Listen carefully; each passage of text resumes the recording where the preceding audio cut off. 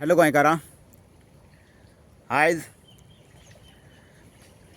कितें जालां, आयज हीट जी आसा, वत जें आसा सामकें भरपूर कडक जालां. भरपूर आयज सामकी हीट भरपूर लोकांक लागता.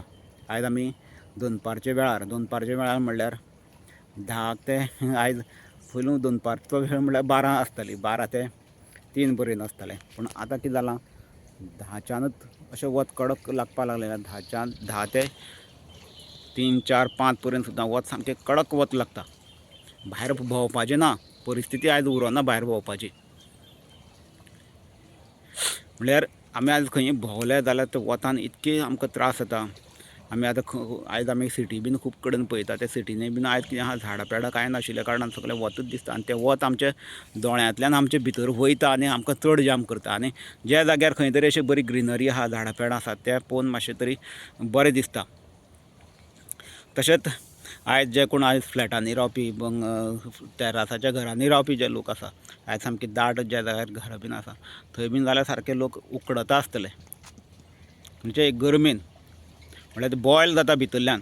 ही परिस्थिती आसा. जर लायट ना जाल्यार तेंच्या फॅन, AC सगळ्याक बंद जाता. तेन्ना मागीर मनशाचें रावपाक जायना. ही परिस्थिती आयज जाल्ली आसा. आनी हें सगळें जावपा फाटलें कारण कितें? तर हें सगळें जावपा फाटलें कारण म्हणल्यार जी आयज आमी निसर्गाची जी हानी करपाक लागल्या तें आसा. जी आयज आमी सगळे झाडां पेडां आमी जी मारपाक लागलेलीं आसा तें आसा. कारण झाडां पेडां मारपाक मारलेल्या कारणान जो ऑक्सिजन लेवल आसा तो कमी जाल्ला.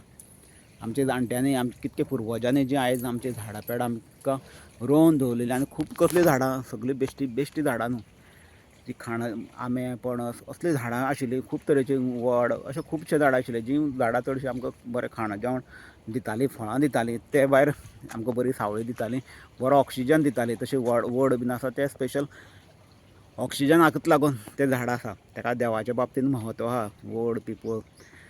पूण ह्यो ज्यो गोश्टी आसा, आमी आधुनीक मनीस आहा, पूण तेजें इम्पॉर्टन्स आमकां समजलेलें ना. आयज आमी पयशेकार जावपाक सोदता, बरे जावपाक सोदता. कशें आमचो निसर्ग काबार करून.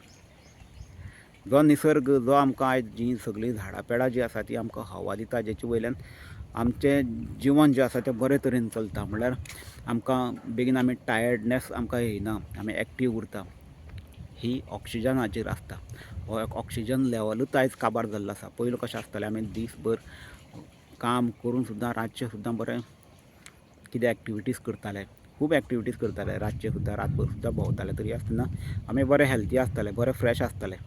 तें आयज फ्रेशनेस उरलेलें ना. आयज आमी दीसभर भोंवले म्हणटकीर आमी सामकें जाम पडटा, कारण ऑक्सिजन लेवल कमी जाल्लो आसा.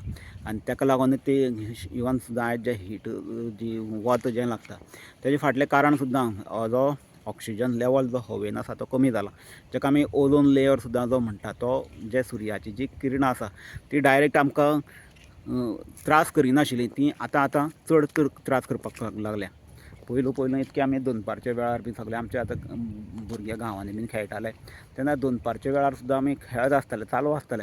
आमकां चड तेन्ना त्रास तेजे जायनाशिल्ले. पूण आयज कोण एक बारीक मनीस सुद्दां, जो कश्ट करपी मनशाक सुद्दां ही आयज हीट लागता. आनी तेजें फाटलें कारण म्हणल्यार ऑक्सिजनाचो जो लेवल आसा तो कमी जाल्लो आसा. आमी झाडां पेडां चड काबार केल्लीं आसा, चड निसर्गाची हानी केल्ली आसा. हेजो निसर्गाचो वेल्यू आमी समजना. आमकां पयशे जाय, कितें जाय, पूण पयसो जो आमी मेळयतात पळय न्हू, तितूंतल्यान आमकां बरी कितें फस्ट जें आसा तें आमकां ती हवा ती गावपाक जाय. दुसरें मागीर उदक गावपाक जाय, खाण जेवण गावपाक, ह्यो गोश्टी आसा. मागीर आमकां रावपाक भोंवपाक गावपाक ह्यो गोश्टी आसा.